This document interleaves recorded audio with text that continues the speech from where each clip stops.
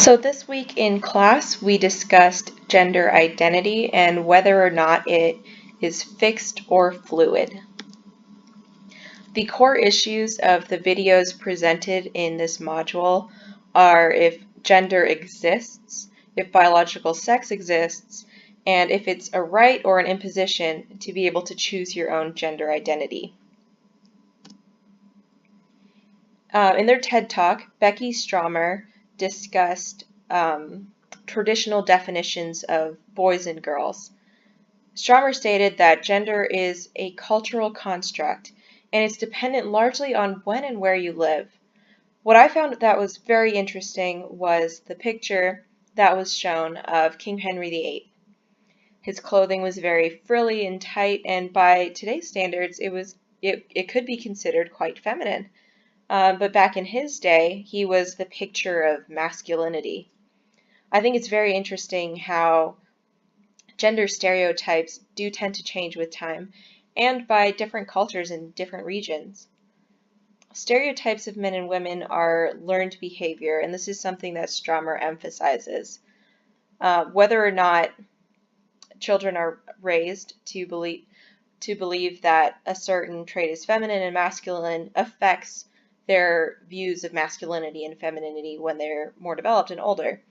For example, you may teach a little girl not to play so rough or to be more calm and docile, whereas if a little boy is acting up or being really hyper, it can be played off as, well, boys will be boys. And this does affect how people act later on in life. Stromer also makes a point of emphasizing that gender identity and sexual orientation are distinct of each other. And this was something that particularly resonated with me. When I was in high school, I dated a guy who was a little bit more feminine, I guess, than typical. And I had some friends that would tease me, like, "Are you sure he's not gay?" And making comments along that line. He was raised by mostly his mom and his sister, so I guess he kind of he fit more in the feminine box of society, having been around his mom and sister, but it didn't mean that that affected his sexual orientation, and it was kind of disheartening to hear people criticize someone for not fitting the stereotypical model of masculinity. On the opposite end of the spectrum, Germaine Greer asserted very adamantly that transgender women are not actually real women. She said that it was misogynist that Caitlyn Jenner was awarded Glamour magazine's Woman of the Year, that a man who became a woman was more of a woman than women who were born that way. She did not want to refer to people by their preferred pronouns, and that is an opinion that both Ben Shapiro and Jordan Peterson also shared. They agreed that sex and gender are not malleable. They did not want to accommodate trans people in their language.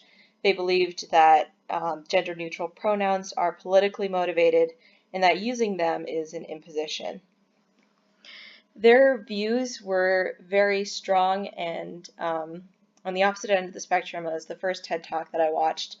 I think that it's more harmful to decide to not refer to someone as their preferred pronouns than to refer to them as that.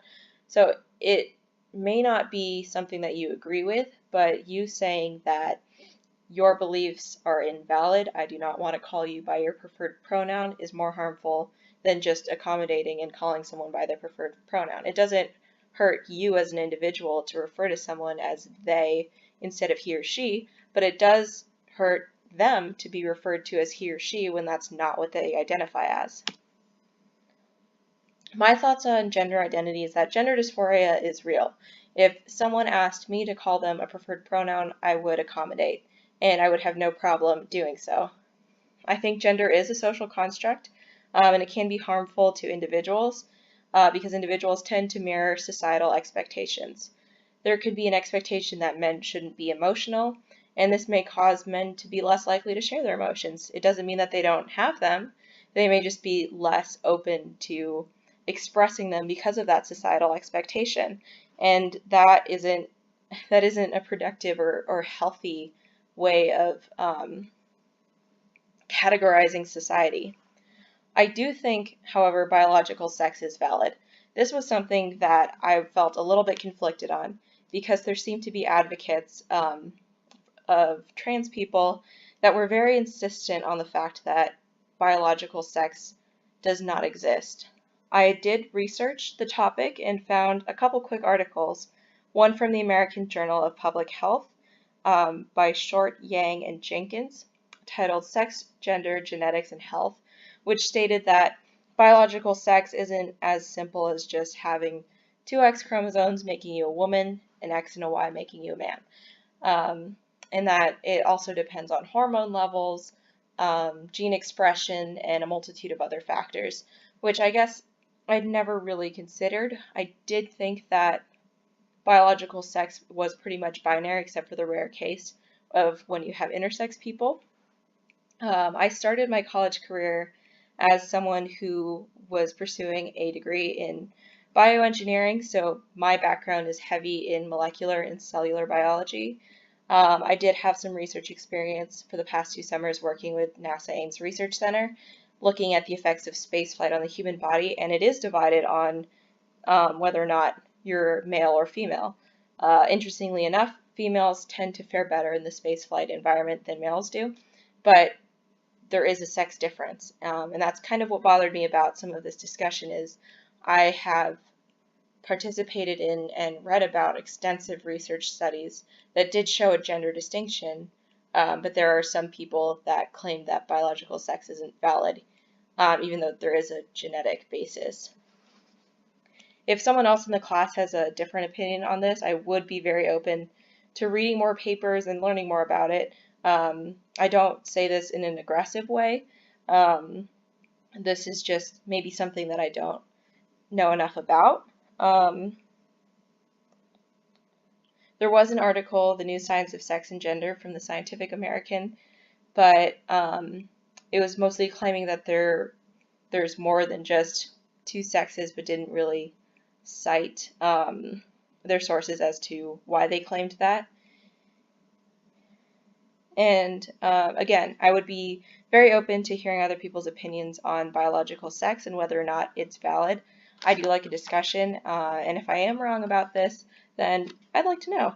I'd always like to take this as a learning opportunity. So here are my references in the articles that I had mentioned previously, and thank you for tuning into my video.